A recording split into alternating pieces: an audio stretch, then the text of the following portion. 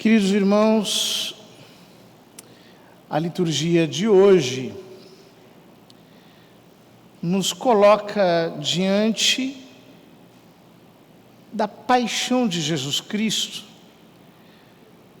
na perspectiva daqueles que o entregaram à morte, daqueles que de fato quiseram se apropriar da vinha dele. Eles são prefigurados nos irmãos de José, que, enfadados por causa dos seus sonhos, quiseram matar a José, mas não o fizeram por uma intervenção de Judá, que disse: não matemos. 10 irmãos que se voltam contra um. Benjamim ainda estava novinho, então não acompanhava os irmãos no trabalho do campo. Há muitos significados aqui, porque esses 10 que se levantam contra um significam a lei que se levanta para nos acusar, para nos matar, e Cristo que toma o nosso lugar e aceita morrer para nos entregar a sua justiça de graça, por um ato de misericórdia mediante a fé. O Evangelho nos apresenta mais ou menos essa mesma dinâmica com uma nuance diferente. Aqui, na parábola que Jesus conta dos vinhateiros homicidas, ele está falando dos chefes dos sacerdotes, dos anciãos do povo, que tinham se apropriado de Israel, a tal ponto que não reconhece mais o senhorio daquele que é dono da vinha, nem os seus emissários, que são os profetas, nem o seu próprio filho, que é Cristo. E todos nós podemos, em alguma medida, nos considerar, corremos o risco de fazê-lo, donos da vinha. Às vezes isso acontece numa igreja, por exemplo. É a figura clássica dos donos de igreja, a turma que manda.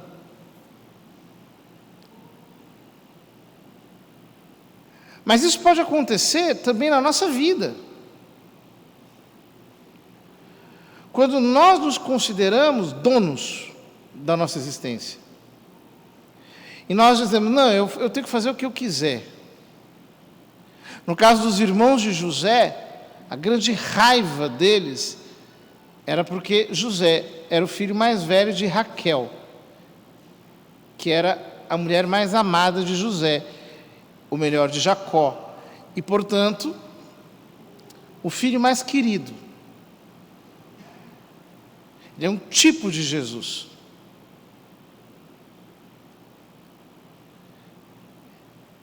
Jacó manda fazer uma túnica linda, entrega para José. Essa túnica é um tipo da igreja. Depois nós veremos no Evangelho de São João, na hora da paixão, os soldados que tomam a túnica inconsútil, a túnica não costurada de Jesus, é a igreja, representa a igreja. Ora, quantas vezes nós, justamente por nos sentirmos donos, por querermos ter o controle, por tomarmos tudo do nosso jeito, nós somos tomados de instintos assassinos.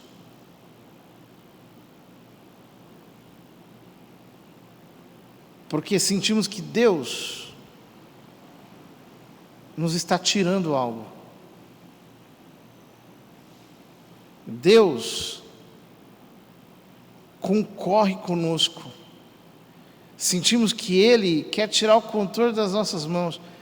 Então, como esses vinhateiros, nós vamos para cima, nós matamos os profetas, nós matamos o próprio Filho, ou seja, a graça, e nós nos colocamos na posição de quem efetivamente rouba os dons de Deus. Nós roubamos os dons de Deus toda vez que nós tomamos a nossa vida e a colocamos a serviço do pecado. Quando nós tomamos a nossa existência e a colocamos a serviço da nossa própria vontade. Quando nós nos desviamos da graça, simplesmente porque encontramos em Cristo uma pedra de tropeço. Quantas vezes isso já aconteceu ao longo da história? Os homens mudaram o Evangelho para adaptá-lo aos seus gostos. Os homens transformaram o Evangelho, para utilizar uma comparação de São Judas na sua epístola, em dissolução. Queridos irmãos, será que nós não temos matado a graça? Será que nós não temos matado Cristo? Matado as inspirações que Ele nos dá, matado os propósitos que Ele nos inspira, matado a sua vontade, fazendo prevalecer a nossa? Será que nós não violentamos a graça de Deus? Porque nós nos sentimos por demais donos. Então aquilo que de alguma maneira tira a nossa propriedade, nós cancelamos. Ao contrário, nós temos que nos prostrar e dizer: Senhor, seja feita a tua vontade. Pai, afasta de mim este cálice, disse Cristo no Horto das Oliveiras, mas não se faça a minha vontade, sim a tua. Eu quero morrer para mim mesmo.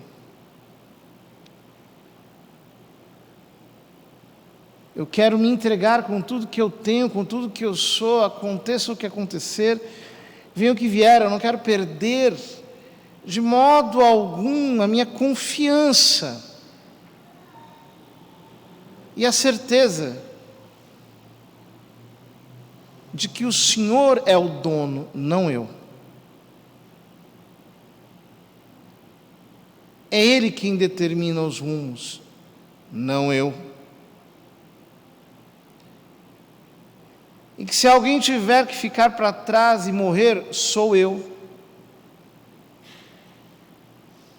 A minha vontade, os meus desejos, os meus gostos.